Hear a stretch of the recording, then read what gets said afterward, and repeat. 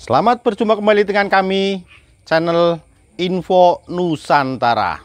Dalam channel ini kami akan membagikan berita-berita seputar politik dan artis Indonesia. Semoga apa yang kami bagikan bisa bermanfaat untuk Anda semua. Salam NKRI harga mati. Fahri Hamzah sebut gagalnya deklarasi koalisi pendukung Anies 10 November.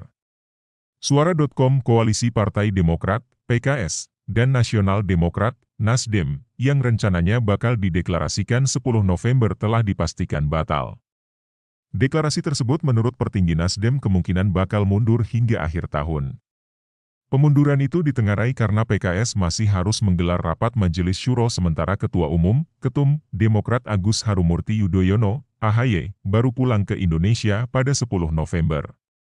Menanggapi hal tersebut, Wakil Ketua Umum Partai Gelora Fahri Hamzah menyebutkan bahwa mundurnya deklarasi terkait dengan belum ada kesepakatan bandar.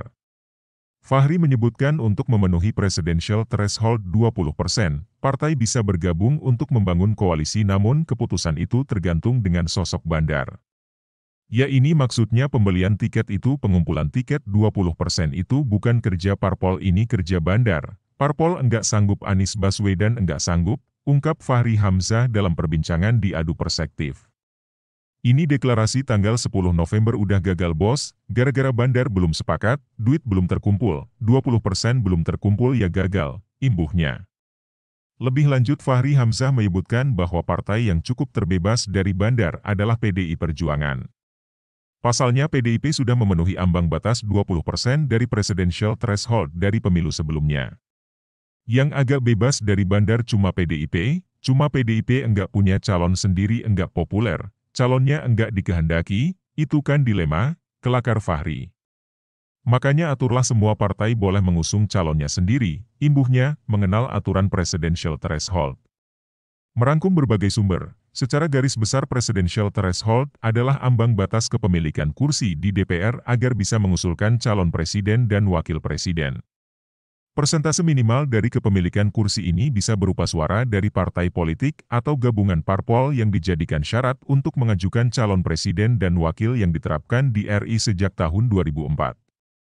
Seiring berjalannya waktu, aturan tentang presidential threshold mengalami perubahan sesuai dengan undang-undang yang mendasari setiap pemilihan umum. Aturan umumnya adalah partai yang mengusulkan merupakan peserta pemilu yang mendapat suara dalam pemilu serta memiliki kursi di DPR. Pada tahun 2009, partai politik atau gabungan partai politik bisa mengajukan presiden dan wakil presiden jika memiliki sekurang-kurangnya 25% kursi di DPR atau 20% suara sah nasional dalam pemilu legislatif.